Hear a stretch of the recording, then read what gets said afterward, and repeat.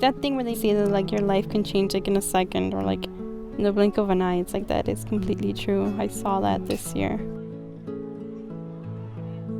This year I found a piece of myself that I never knew was missing before. Now I'm able to know myself a little bit better.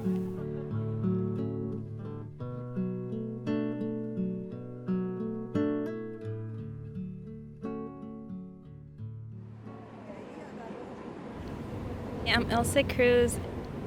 I was brought into the United States by my mom when I was 4 years old.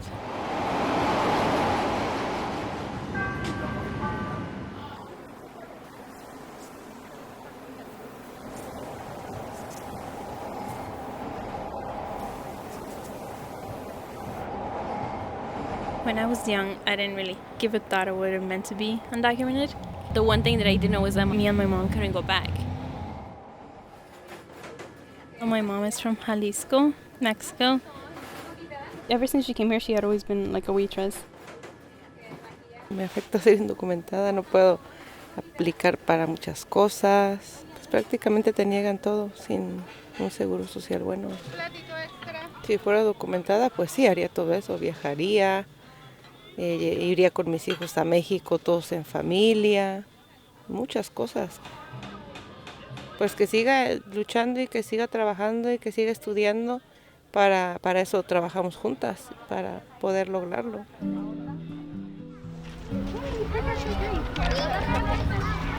My two brothers, they were born here, so they're U.S. citizens. But I had to apply to have a DACA, and the DACA allows me to study and work here, and I have protection from being deported. But my mom doesn't have anything like that. Si no puedo arreglar, en unos 2, 3 años, sí quiero irme porque mi papá ya está grande. Y a mí lo que me preocupaba más era que ella no tuviera papeles, para poder, pues ya, si yo me llego a ir, pues ellos pueden ir y venir cuando quieran.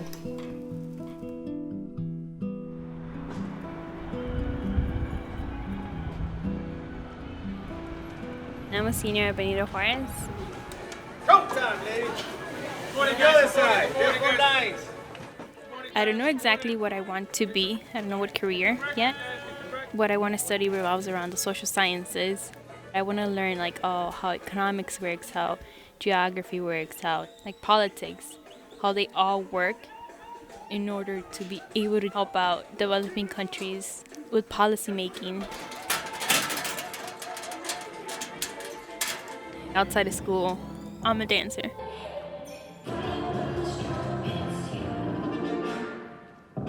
Dance is my space where I go into whenever I need like an escape from whatever I'm going through. Whatever I'm feeling at the moment, I try to express it through how I'm moving.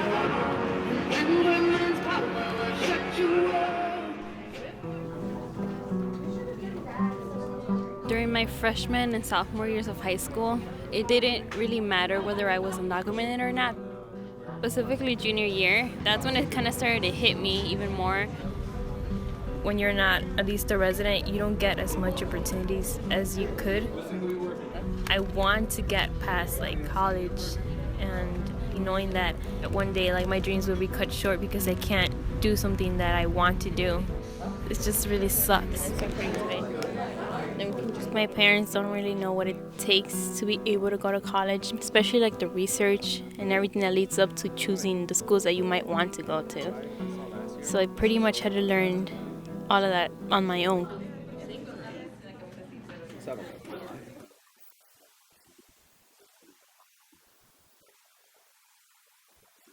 Yeah, I applied with the international application because that's what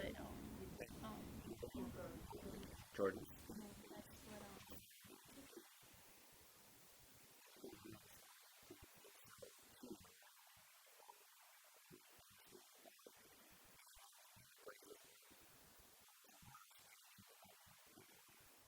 Are you two going to work together? There's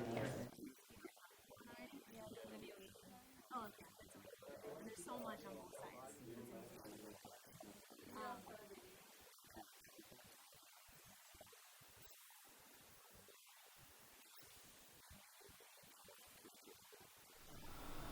Yo estudié aquí, fui a la primaria, a la secundaria y a la universidad sin documentos. Tenemos estudiantes que están al punto de graduarse y no tienen documentos. Pero me imagino que ustedes como padres, así como mi mamá, están nerviosos, tal vez un poco intimidados por todo el proceso. Y lo que vamos a hacer hoy es presentarles a ustedes las opciones que tienen sus hijos.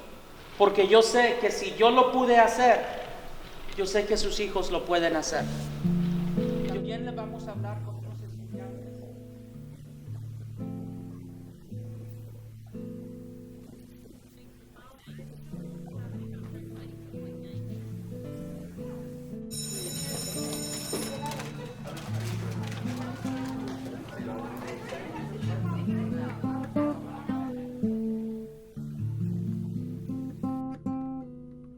I'm part of this club named Monarcas, which translates to monarch butterflies. The butterfly kind of came used to representing who we are because like we migrate. What do you guys want to present? We could talk about the history or what role immigrants had in the United States. For my seniors here, we're a class of 393. 70 students are undocumented. I don't know. Seniors, 70.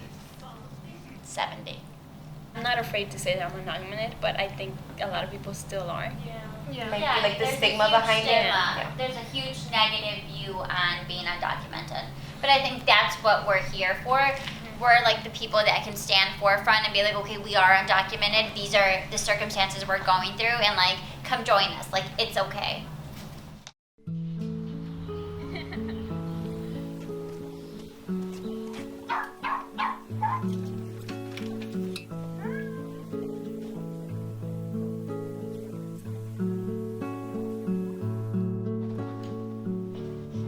Going to Mexico was always a dream of mine. I mean, obviously, that's where my family is. That's where I came from. When people talk about what it's like, I could never relate to it because even though I was from Mexico, I am Mexican. I couldn't connect it because I didn't have like a memory.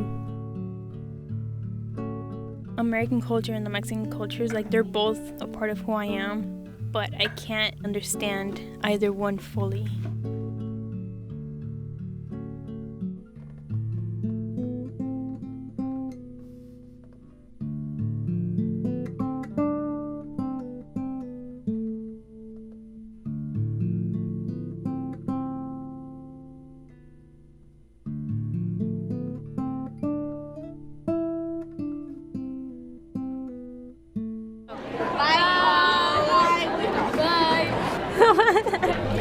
Porque pasan puras canciones viejitas.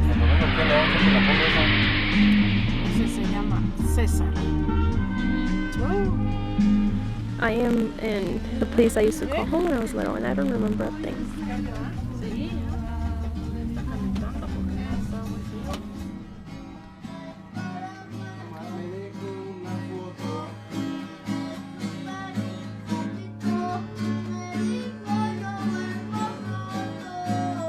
I never thought that I would ever go back to Mexico at all.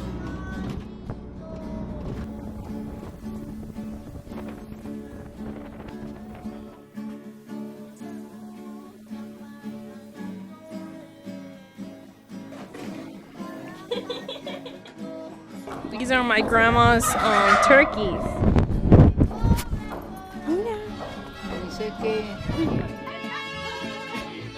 Overall, I just feel like I'm gonna be kind of like a new person because part of me is in Mexico and it's always been missing.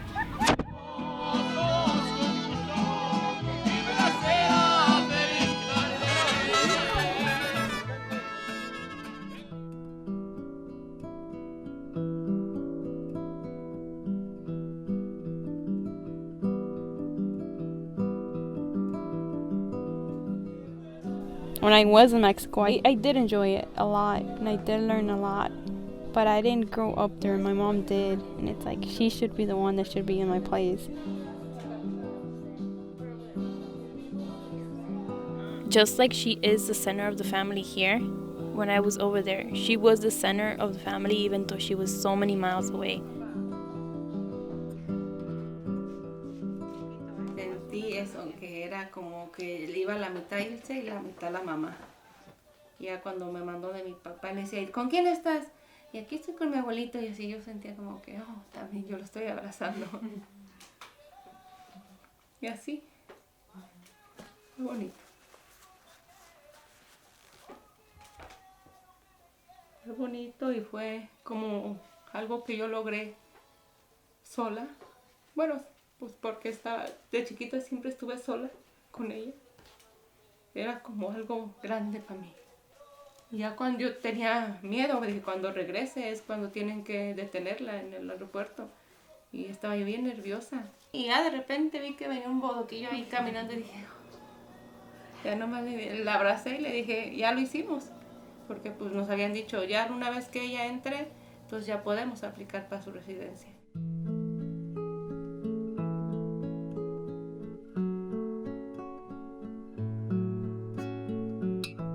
Welcome to the 2016 commencement ceremony at Benito Juarez Community Academy. We are pleased that you are here. Bienvenidos a nuestra ceremonia de graduación de la... When it came down to supporting me in anything that I needed, it was always her. It was always my mom. Our 2016 top 10. Ilse Cruz. She's the one that's paying for it. She's the one that goes to lawyers and takes the time. Para mí, para ella es lo que siempre habíamos soñado desde que nos vinimos. When I graduated, I wanted to take something with me that would give my mom credit for me being on stage. I'm so incredibly proud of you. And this is not the end. This is the start of an even more incredible journey.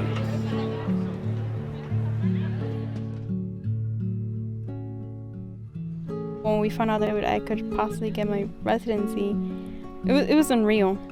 It was just something that I thought was impossible, at least for a really long time. It's going to take a while to get used to saying that I'm not undocumented. I'll find a way to talk about my story, but I'm not going to leave all these people behind. Like, being undocumented is part of who I am.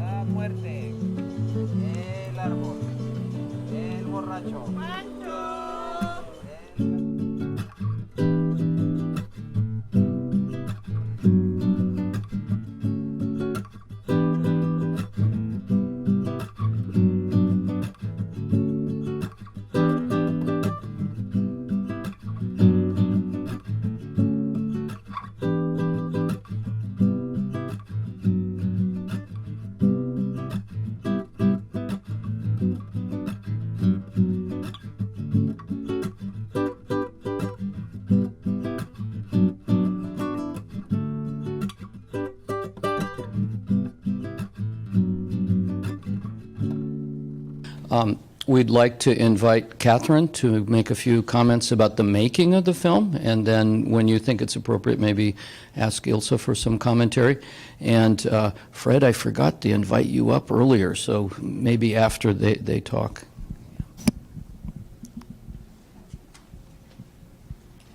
Questions and answers. Should we, do you want us to sit up here? Oh, I think you can sit. Okay. Whatever's comfortable for you. Would you like to sit? Sure. Do you want to come up together? Yeah. Some water.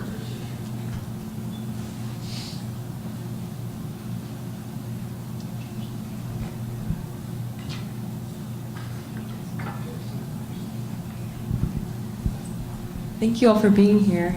I think watching this again a couple years later, the message just hits home so much stronger given everything that's happened in our political and social climate ever since. I'm just very grateful for Ilse for being part of the filmmaking journey together. We had originally looked to do a story about dancers, actually, in a dance program in the Pilsen neighborhood, which is where Benito Juarez, the high school that Ilse went to, was. And sort of the story evolved from there once we met you. And Ilse was just so open about talking about her story, about being undocumented. And I remember we had a discussion about if we wanted to go down the journey of making a film together, and you were so game and willing to let us follow you around and go into your home. And we had no idea what was going to happen with the advanced parole process either, so we were going into it not knowing what was going to happen when you tried to re-enter. Something that I really loved about this process was that Ilse helped film the story herself, so we gave her a GoPro, and we were able to go to Mexico with her. And I think it would have been very different if we had, as a crew, been there for those moments. It's just so intimate and special to be there and like see it through her lens. But I think for Ilse, your thoughts on this have evolved, especially given what's happened in the last couple of years. So I want to give you a chance to talk about how you feel about the film now. So first off, it still feels very fresh. And on Monday, it's actually my third time going over.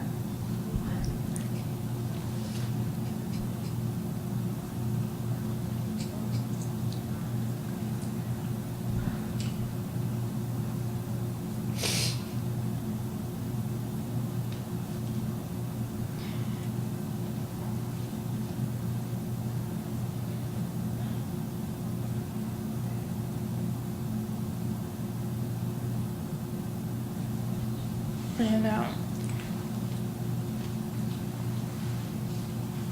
I didn't think that we would revisit this. I know that Catherine and the other filmmaker have taken it to high schools in DC, and I've seen the reactions from the kids as well.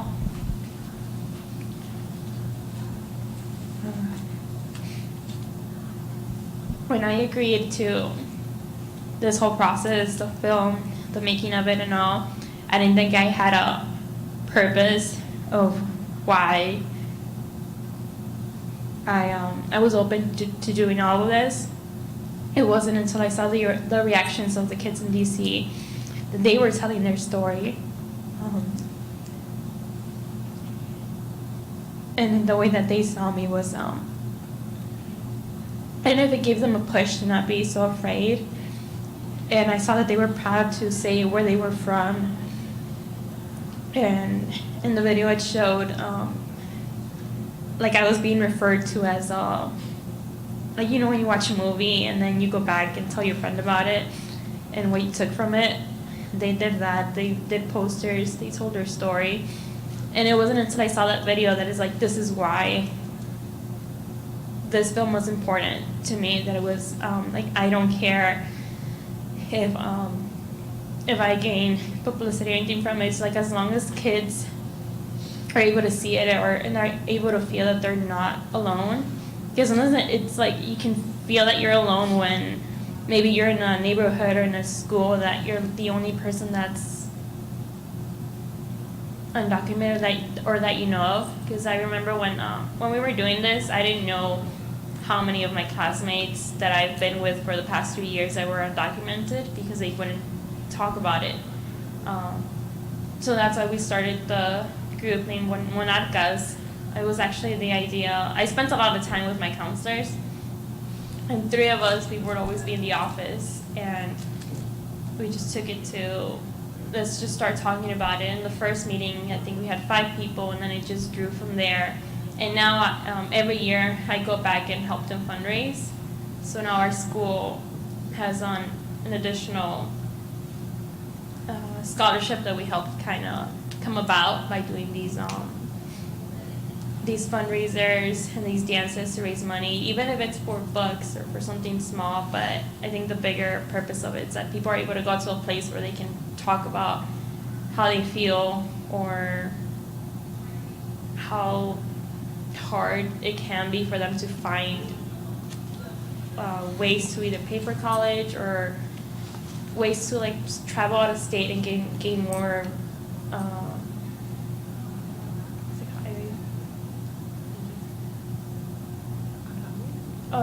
to gain more knowledge on different subjects. Because like even within when you have a DACA and you're within the states, there's some families that are still scared just in case anything happens. But we've gained so much resources from other people that we don't know about, or that we didn't know about from either resources can be like the people or the scholarship what do you know about. So it was really good to have a community where we can just go to and not be scared to talk about it, because all of us in that room were the same.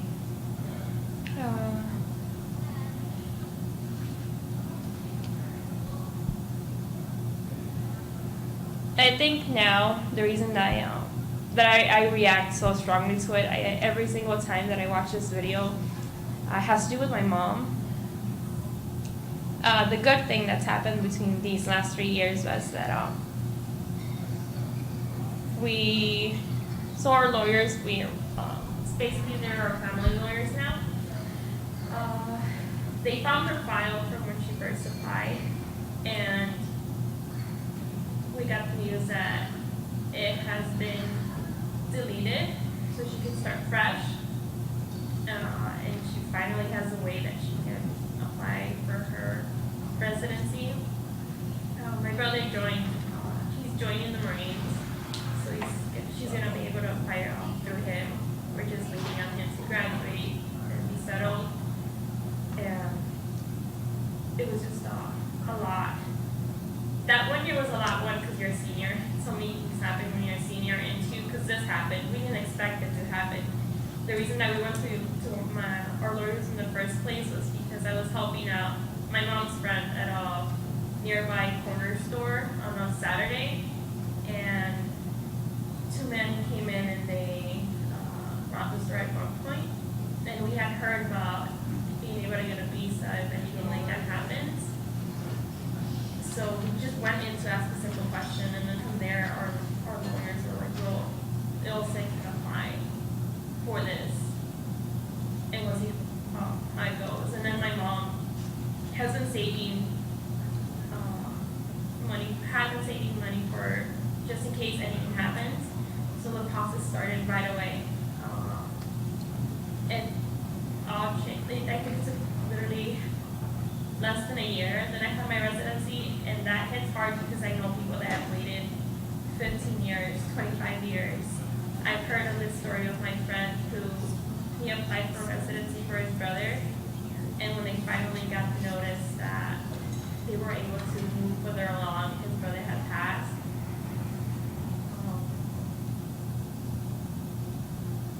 And the more I grow, now that I'm 21, I hear more stories. And I do feel very lucky. But I also have, one of my teachers called it, named it like survivor's guilt. And I feel that so much right now when I have classmates that I went to school with that are doing so many great things, that are going to great schools, and there's so many things that they want to do that they can't because they can't travel abroad, or they're scared that something might happen to them while they're traveling within the States even.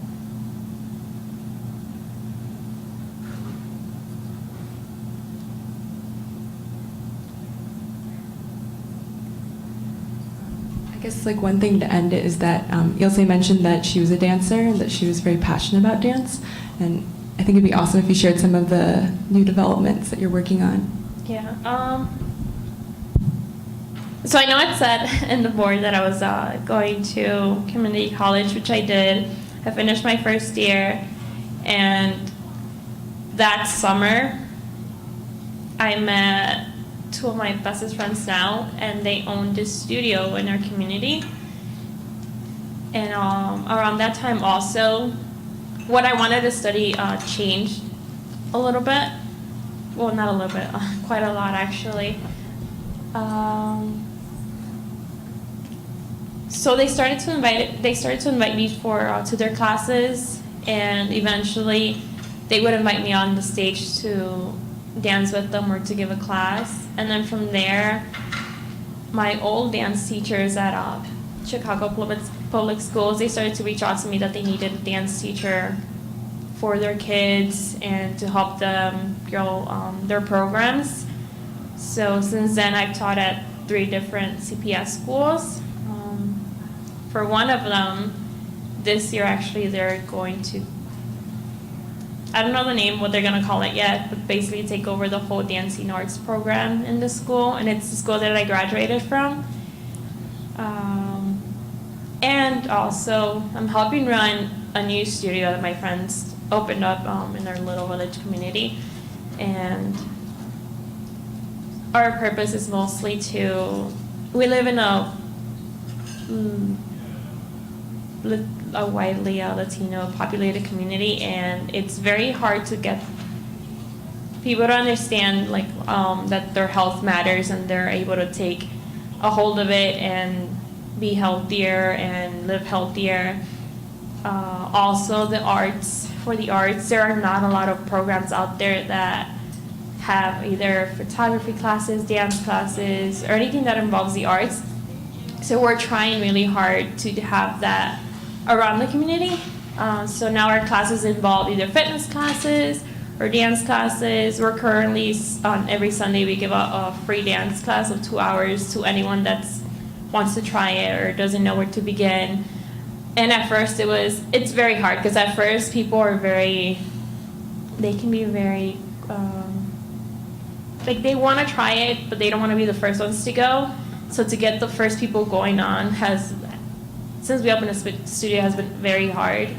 But then we meet more and more people that find us or that have a question. So now we have an official name for our dancer group, which is Shy Vibes, basically Chicago and vibes, because we have different vibes going on.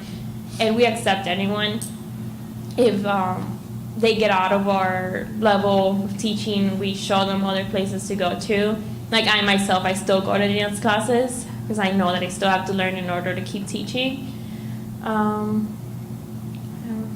And then I also taken up choreography in cotillions, which at first was a favor to a family friend, and then they recommended me to someone else, and then from there it just grew. So that has been very fun, coming up with these pieces and having people like them, and you grow. I have this specific group that they basically adopted me into their family, and now I know more people and I have more connections.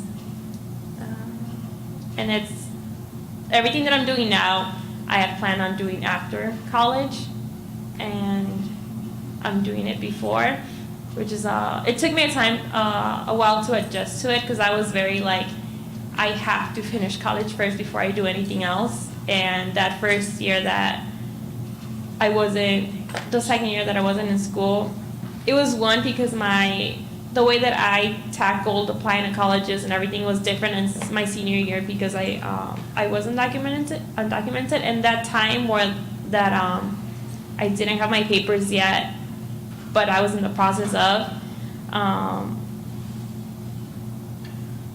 it became, with some schools that I was talking with, became a little hard to have an official name for what I was. I wasn't undocumented technically, but I was. And there was this one school, they gave me a full ride, but it was for being undocumented, and I did start there. But then as soon as I got my papers, the whole financial part of it is I couldn't have it because I wasn't undocumented anymore. So I did take that time off, and I'm going to school. I have all the papers in and everything ready for at UIC for the spring semester. It was from the time that I graduated until now has been a ride, because it wasn't what I had planned. I had planned a straight school. I was going to, my major was political science. And that one year that I did it, I honestly hated it. I love being informed and taking a class or two, but I didn't see myself in a career within that anymore, because I did leave dance behind, and that was the worst mistake I could have done, because I lost what made me sane, what made me want to do something. So now I am going to do biokinetics or kinesiology. And I've heard very good things about it at UIC, and I don't want to get out of the city now, only because I'm doing so many things at the studio, at the school, so I can't just drop it and leave. But yeah, it feels different now than how I felt 3 years ago. A lot changed.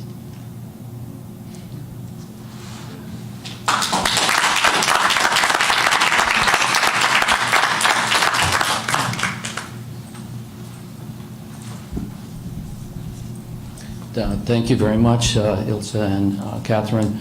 My goodness, there's a lot of courage that you have in everything you've done, and Catherine for making the film, too. Thank you for doing that. I'd like to invite Professor Fred Steier. You'll let the filmmakers go first. So we'll move next then to Colette or Sahib, either of you. Okay, so Sahib, we'll go to your film next, and then... The 3-minute or the 15? The 3-minute one? Okay. Okay. These next films are trailers or partial films or not. What's the progress? Is that correct? Well, I actually finished mine. There's a full one. There's a full one. It's 15 minutes, but this is the first 3 minutes of it. It kind of summarizes. So this is a teaser. This is a teaser, exactly. Yeah. Fantastic. Okay, here we go. Lights again.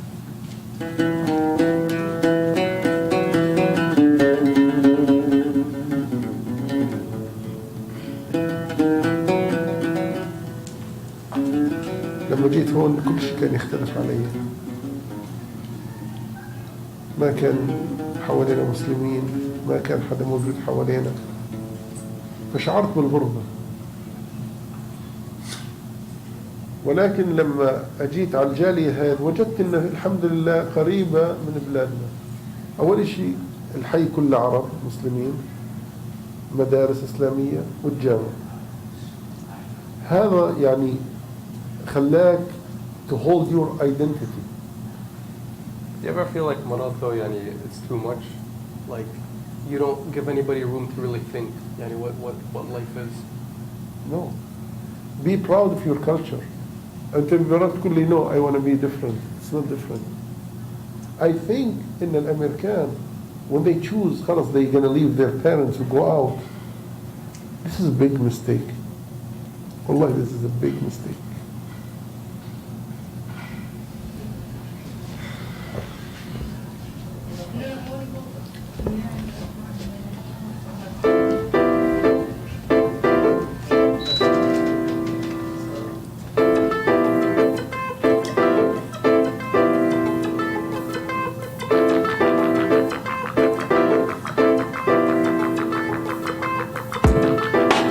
Here in the neighborhood, we are Arab. We are straight 100% Arab. You gotta say it like that too. You gotta be right in the deepness of your throat. Arab. If you lived in Bridgeview, you grew up in Bridgeview, your neighbors are all Arab. Everybody's Arab. Everywhere you look is Arab. It's like you were being raised in the Middle East. You got Syrians, you got Yemenis, you got Palestinians, you got Jordanians. Growing up in Bridgeview, everybody in the neighborhood basically knew each other. We were all friends. I'm a Palestinian American, born and raised in Chicago. I am full Palestinian. I'm an Algerian American. I was born in Algeria. I was born in Berwyn, Illinois. Majority of my friends, actually, they all grew up in Bridgeview. They rubbed off on me and they made me more interested in learning about where I came from and who I was. Bridgeview is like a second home to me. I never lived there, but I went to school there for 10 years. And in those 10 years, I created the best friendships of my life there.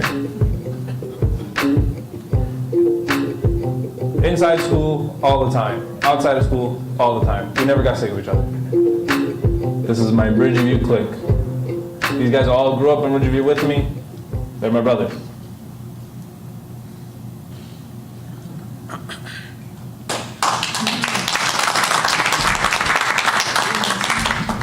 Too much of a teaser. We'd like to see the rest of the film.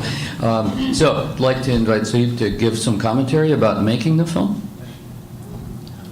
Pause this before it stops.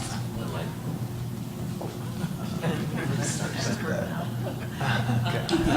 Yeah. Some just trial films. Where can I start? So the making of the film. So I'm first generation Algerian American. My parents immigrated to Chicago in the 80s, I would say. And the neighborhood was small when I was growing up, and it just like blossomed, right? And now this huge community of predominantly Middle Eastern descent. So I grew up. I was born in Chicago. Half my two older siblings were born in Algeria, and then me and my other two siblings were born in Chicago. And that's the case with a lot of people in the neighborhood.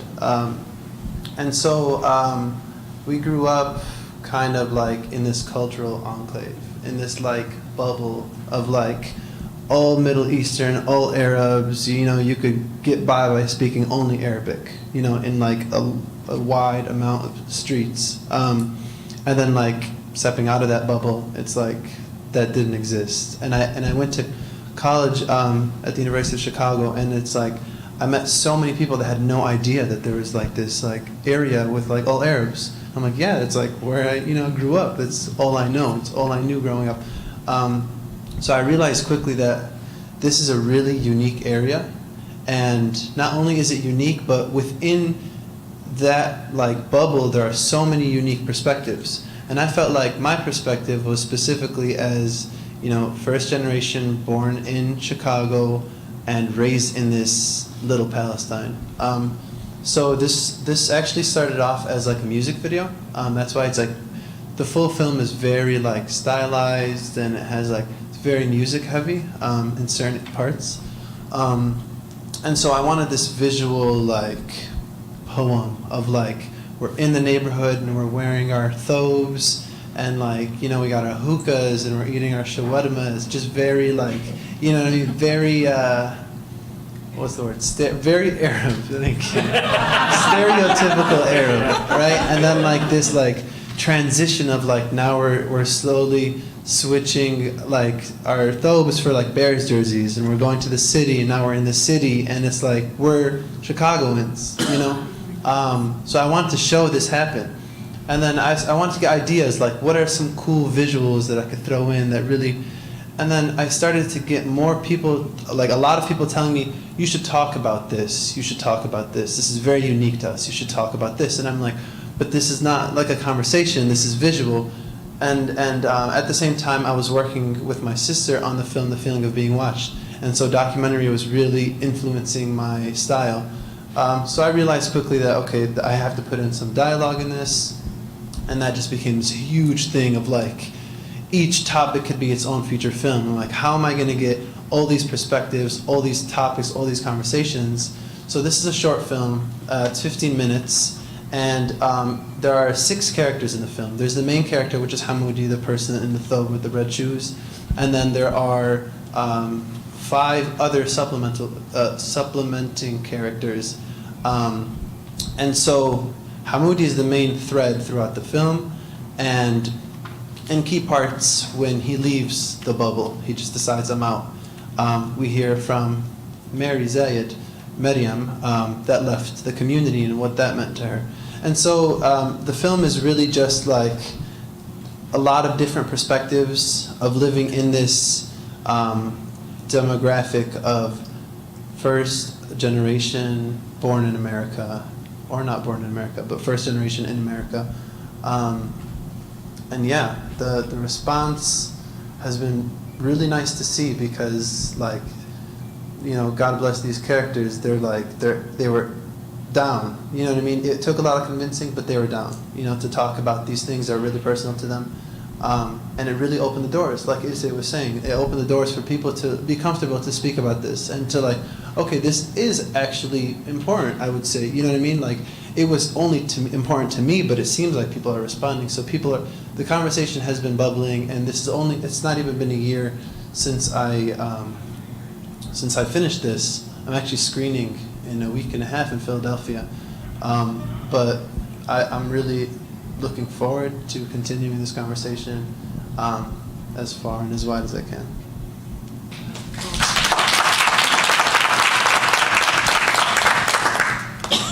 So how can we watch the full film? So this is my first project. So I'm still kind of understanding distribution and like, do I release it and just let everyone watch it, or do I hold off a little bit until people really want it and someone buys it? You know, so it's not even been a year, like I said. So I'm not sure exactly right now. Go to Philadelphia and see the screen. What is it? You can go to Philadelphia and see the screen. Yeah, you can come to Philadelphia. But I'm sure that you have a link. I think you have a link. Yeah. When is the screening? I live in Philadelphia. Oh, it's going to be August 2nd at the Black Star Film Festival. Oh, okay, yeah. Yeah. All right, great. So could you just tell us the meaning of the red shoes? Is that just a style thing, or is that? Yeah, I just wanted like a really stark contrast between like the really white and then the red Nikes. But that's not part of your tradition or part of the No, culture, no, it's just it was just his Nikes.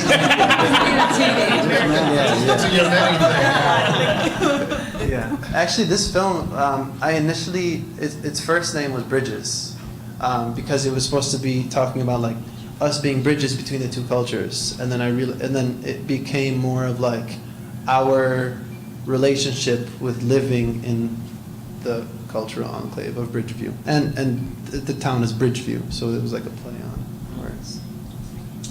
Are you thinking about your next film? Yeah, a lot of people told me that this could be developed into a feature, but I feel like there was so much to be like mentioned about this like topic that, you know, like each one could be its own feature. So what I realized is that documentary, it's like you're weighing so heavily on people being comfortable telling these stories.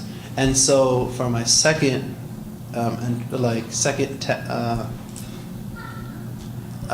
second project in film is actually a web series. So I'm developing a web series with Chicago filmmakers called Arabica, and it's an 8-episode, 15 minutes an episode. We're actually in production right now, and we're going to release in November.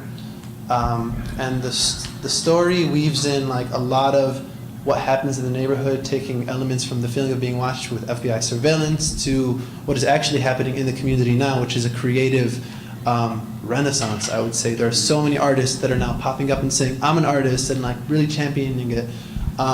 So yeah, I realized that narrative, I can put in whatever story I want. You know what I mean? And no one's going to be uncomfortable because it's actors. So yeah, that's my next project. Okay, cool. Thanks so much. So, you want to use it? Okay, sure. Right here. That's new Mac, so. Original.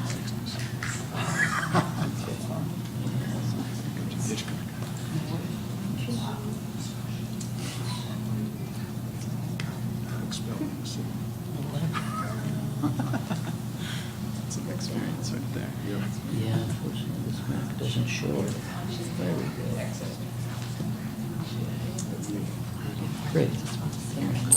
Okay. Good. Thank you. Wow, that's awesome. No, don't forget. Nancy, I'm not holding the camera. Sorry.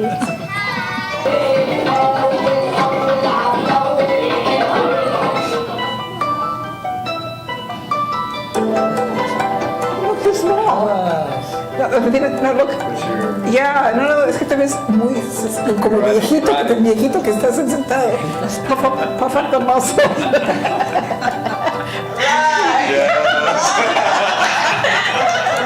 We actually met when your dad first came to the United States in 1978. Since he spoke Spanish, since he had been in Spain, he came up to me and he said, "Oh, you speak Spanish? Oh, I speak Spanish too. I want to be your friend."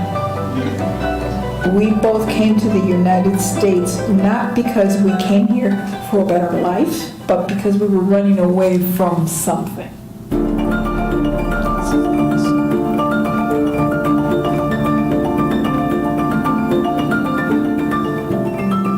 I was born in Mexico City in 1954. My father, he was an alcoholic. He would become very violent towards our mother. He would beat her.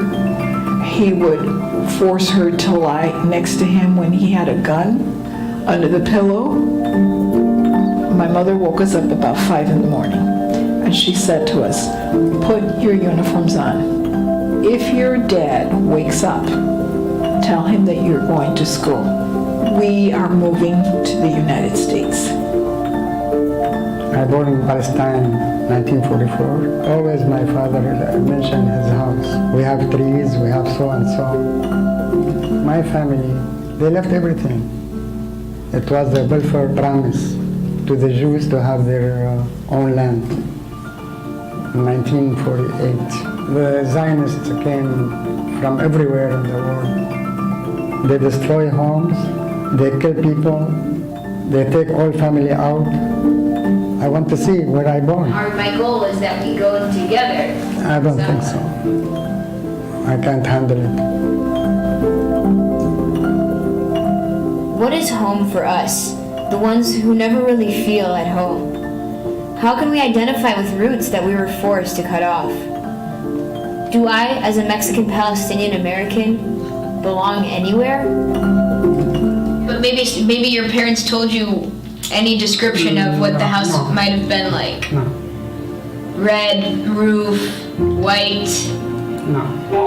Alright, so I'm looking at one of the maps of Safed right now with all of the last names. Trying to look for a name. Let's say the name. That's your... For green. That's the name's house. How are we going to locate it on the ground? You are going to grandfather house soon in Safed? You are kidding, right? We leave in the morning, 8 a.m. to go to the border, which is up here. I'm ready.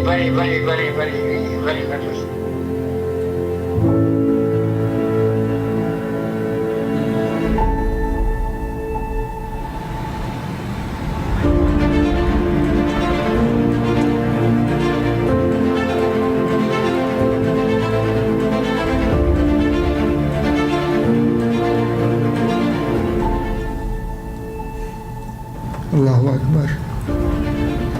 Allahu Akbar. يلا يا عمو لسه ما هلا بندخل احنا لساتنا على الطرف.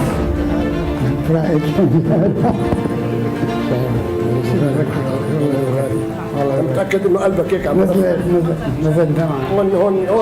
هون امشي هون جدا امشي هون أكيد امشي هون أكيد اختك مشيت من هون. So many people they want to come here and see it.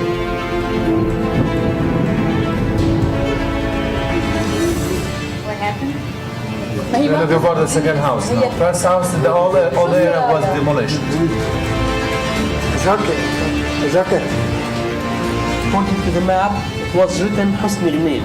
So it's somewhere here. خمسة حارة السوق، فمفروض إنه بيتك نطلع الدرج هون ماشي على الشارع في بيتين لكل واحد منهم. The house is around الشارع. The house, by the way, should be one of these. Maybe. Wait. مش أول بيت، هذا بيت. هذا بيت.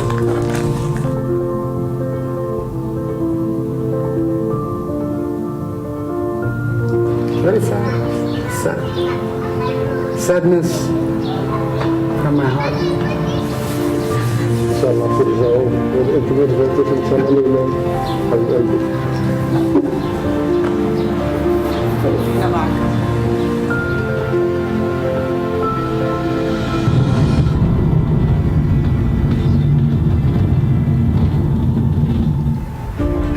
I have never been back to where we lived before. If the house is still standing, it would trigger memories. What had really happened to our father?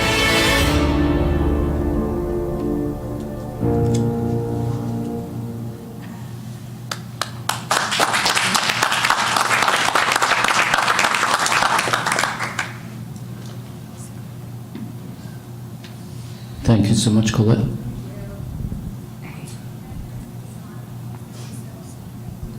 All right, Hello, everyone. Thank you for having me. My name is Colette, and I am a documentary filmmaker. And this is my first feature-length film, and you all are actually the first ones to see the Palestine footage because we just came back in March. So this is like what I've been working on for the past 3 weeks. So you are the premiere. I like to see this footage. I've been working on this film for the past 2 years. My goal is to finish it by the end of next year. So now we're raising funds to raise money to go to Mexico. I began making this film in end of 2016 because of what happened with the election. I knew that I wanted to make this film from a long time ago and that this was something that was very important just because of these stories. But once all the things started happening with the refugee ban and family separations and just a bunch of discrimination against Muslims, I was like, this is the film that I need to make right now because of these very intimate stories and being able to show what's happening in the world through my parents and us going on this journey. So we have been in the process for like the past 2 years, and my goal is to get it on PBS, to get it on POV, to be able to get a national broadcast, which would be amazing. That is a dream for the film, to be able to like mainstream the two narratives for both Mexicans and Palestinians. And then just for everyone who's like a first-generation immigrant that feels the same that we do, that, well, everyone has been talking about this, of like our identity is, we don't know where we truly belong, and especially in a place where people don't want us to be here as well. So it's very, very hard, and like it's important for us to share our stories from our perspectives as well. So yeah, I have little postcards if anyone wants to take it, and like I have a newsletter. So if you want to keep posted on the film, I can definitely give you updates. Yeah, thank you so much. Yes.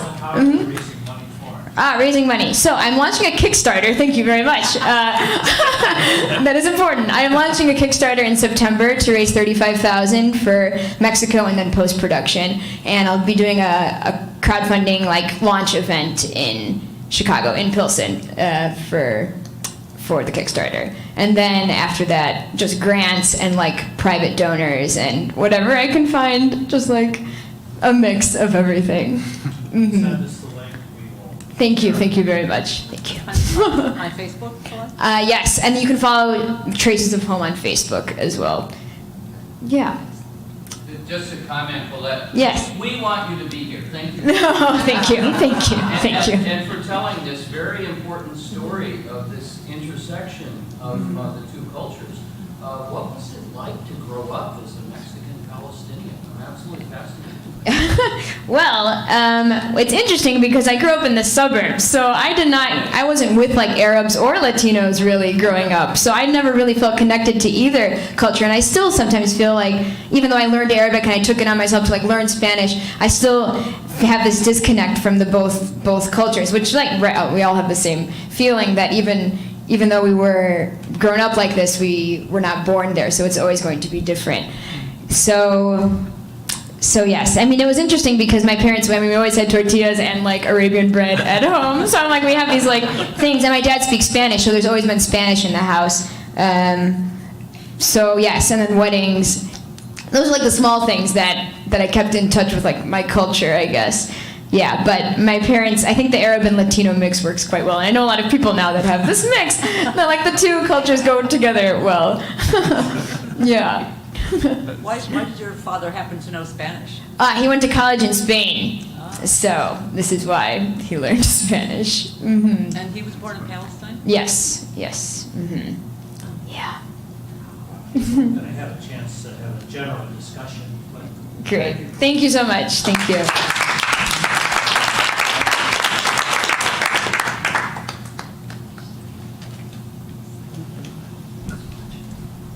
Thanks so much, Colette. Catherine, we have a film of yours that you would like to share too, right? So we'll pull that one up. I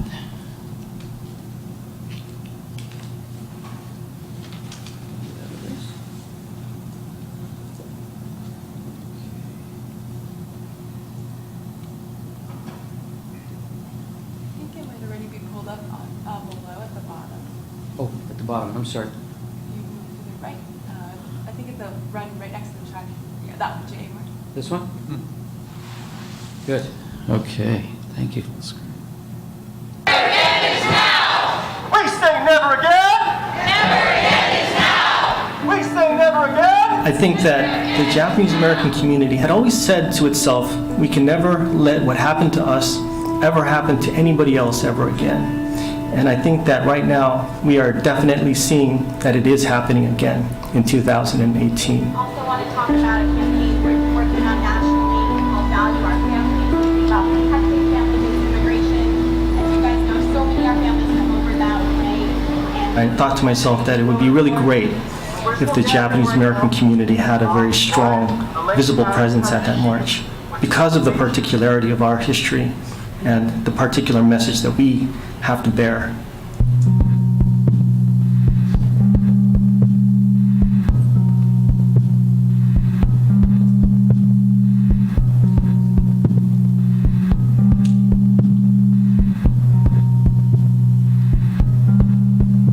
One of the things that I've seen most often is just graphic similarities between what the confinement sites during World War II looked like and the places that people are being confined today. Many families during World War II were incarcerated together, but many families were separated. My great-grandfather was incarcerated in a Department of Justice camp, and he was separated from the rest of his family. And thousands of other Issei men were also taken away from their families to be held by the FBI in separate confinement sites.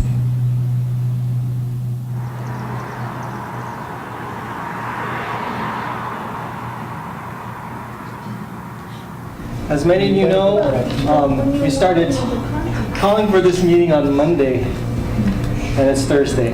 We actually started with some people in our community who had been incarcerated as children, sharing their own reflections on what that experience was like. I was born the day before Pearl Harbor, so I was 6 months old when we went to Santa Anita. And when my parents and I were taken, there were no protests. And I think that the people went not willingly, but quietly. There was no one to speak for us. So we were alone, I believe.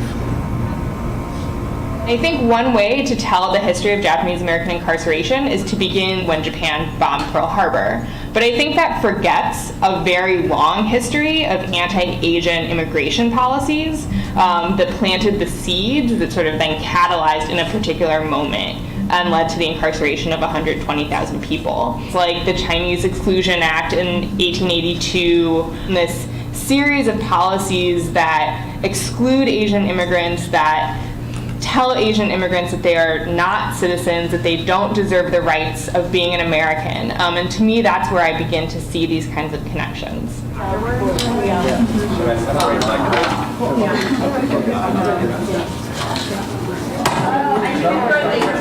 Perfect. All right. Morning, everyone! The thing that's been so exciting and so heartening has been to see the range of different organizations, both ethnic-specific and Pan-Asian in nature, that have signed on as co-sponsors to this march. At this point, we'd like to take a moment to reflect upon the stories of our families, this incredibly important, vital, and often misunderstood history. We think that if it was better understood, then we wouldn't be seeing the kind of situation we have today with the child separations and this policy of indefinite family detention. What is important to me is that we can gather a collection of Asian Americans before we enter Daly Plaza and enter together. And to have that kind of visibility of this large community showing a visible presence in support of an issue. The people united! Will never be defeated! The people united! Will never be defeated! My grandma and my grandpa were in the Japanese camp in the 1940s, and then they said it wasn't going to happen again, but it's happening now, and I'm here to stand up for what's happening. This will be the first time I will participate in a protest march. They asked me to speak about my experience with the internment camp. I'm very nervous. The first one is Jin Mishima. Hello everyone, my name is Jin Mishima. My entire family and I were incarcerated and interned in the War Relocation Trophy Camp at Gila River, Arizona. When Japan bombed Pearl Harbor, I'm very proud of these young people standing up and speaking their mind against something they feel is is wrong. I always tell the children, you need to stand up and protect the civil rights for everyone. And I realized I have to do the same as I'm telling these students. I stand here today in support of families belong together. Thank you. Thank you very much, Dean. From the Chicago Japanese American Society. As a Japanese American, fourth generation, both of my parents were incarcerated. Also being a Muslim American, I think this is very important.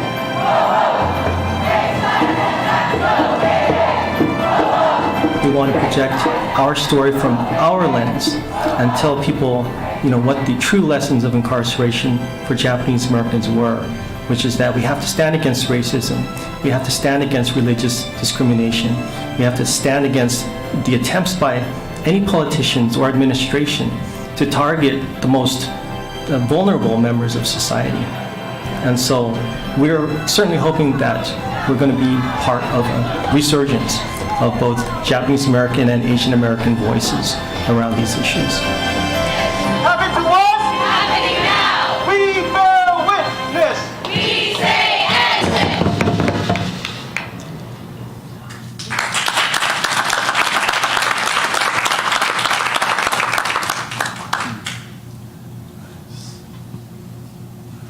Catherine, a few thoughts about your film, and wonderful to see this.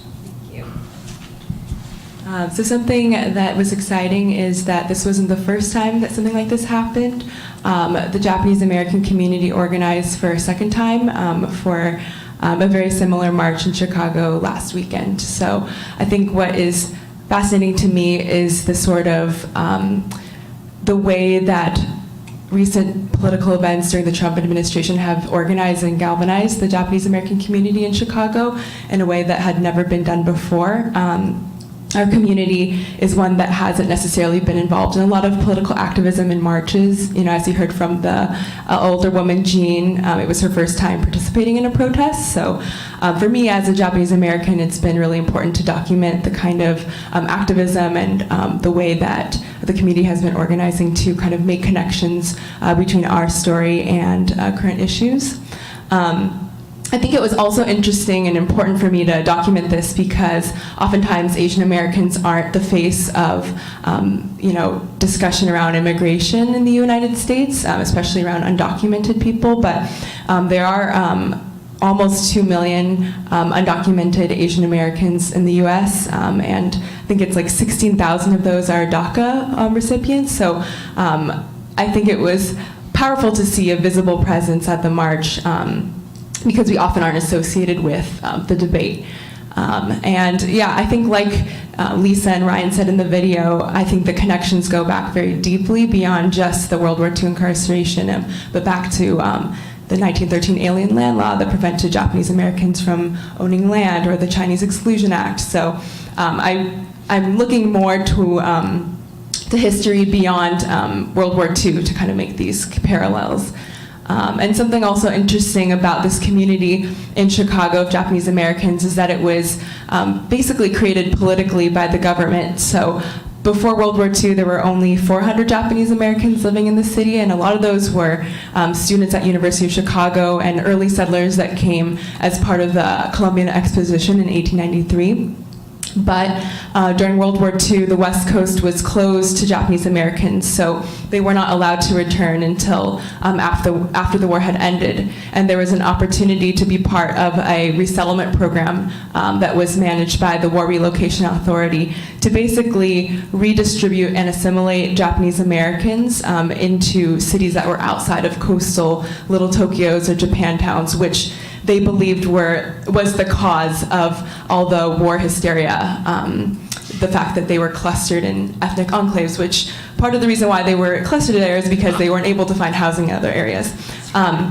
So anyways, in the years following World War II, the Japanese American population grew from 400 to 20,000. And when they were resettled, they were told specifically not to congregate in similar neighborhoods like the West Coast, not make any sort of designated Japantown. So in a city of neighborhoods like Chicago, we don't have a Little Tokyo. There were areas where Japanese Americans did cluster, but there was never some sort of formal neighborhood designation. And I think a lot of the the pressures to assimilate have kind of permeated a lot of the community, and is one of the reasons why we're very dispersed today and why it is hard to organize the community and be active politically. So the fact that this happened, that this march and this coalition happened, I think is a really awesome act of resilience and resistance to that earlier history. Thank you.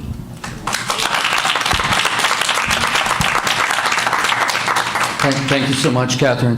I'd like to note, too, that I learned a few days ago that some of the camps where immigrants are now being put in detention are actually the same facilities that were used for Japanese Americans in World War II.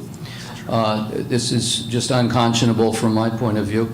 Also, I live in California. There were at one time 40 Japantowns in California. Now there are 2. And you can imagine what happened when the people returned from the camps. There's actually a very interesting website on California's Japantowns that maps the actual communities and all. I'd like to invite Fred Steier, Fred, to give a few comments about filmmaking and films. Fred has a long history and all with this, I think. Yeah, thanks, David. So I'm actually more interested in hearing the filmmakers together and what it is that you learned from each other in doing this. But just a few words. I had been thinking about giving an introduction, at least that's what I was supposed to be doing, but now I'm giving more of a connection. So with the theme of bridges, I suppose I have to revisit this as a bridge. A few thoughts. I mean, one thing in terms of questions that I would ask each of you that I think would matter to all of us here are what kinds of conversations do you have as hopes that your films would actually make? And choices about the power of film, the power of video in actually doing this. And one of the things that we're trying to do here is to create more of a focus on visual thinking, which is not necessarily just meaning video, but also thinking about what are the ways of bringing other perspectives in, so using visual thinking as a kind of metaphor. And one of the things that really stood out to me in your films is your ability to give voice to others, and how your films are very much about giving voice, including, Ilse, your experience of being in the film. And the film is about you, but it still allowed you to give voice to your own experiences, as you were sharing with us here. We think about a camera as having an objective point of view, but the other thing that stood out is, of course, the camera has a point of view also, and your desire to be part of the point of view expresses that. And choices that you make that allow you to tell a story through film that other forms might not. Just a quick segue, I guess. I don't actually have a long history of making films. I'm not a filmmaker.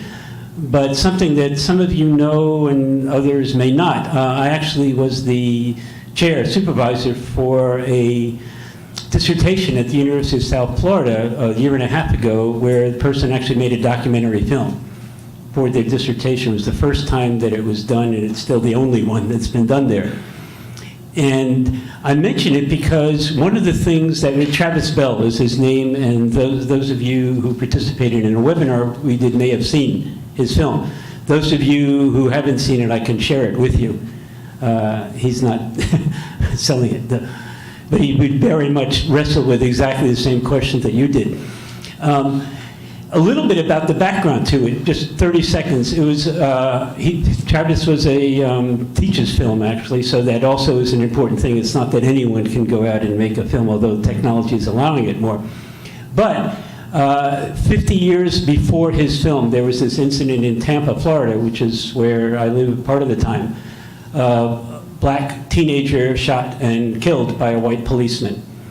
And it led to, depending upon who described this, the Tampa race riots or uprisings. And that eventually led to the state deciding through this program called Tampa Technique, building the interstate right through the middle of the black business district. And what Travis wanted to do, Travis is white, go back and document the experience of people who lived through that.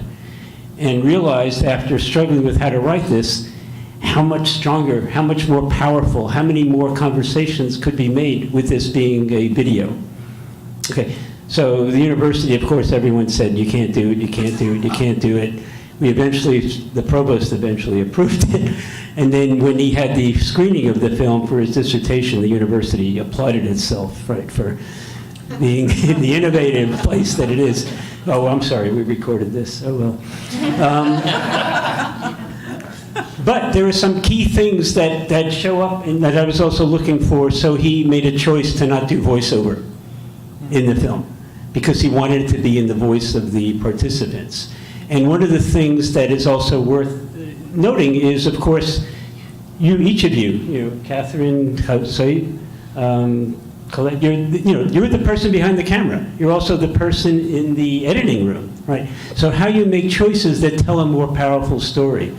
And you each did that in different ways, but in such a strong way that I really applaud you and hope that it leads to more work like this by each of you. Oh, one other quick thing. We also need to acknowledge Laura Gomez Mesquita, who is our connection at Cartemcun Films for the diverse voices and docs. Anyway, I wonder, can we have everyone come up and just have a sort of panel discussion? And maybe even think about questions you might ask each other, since you're coming from the same program.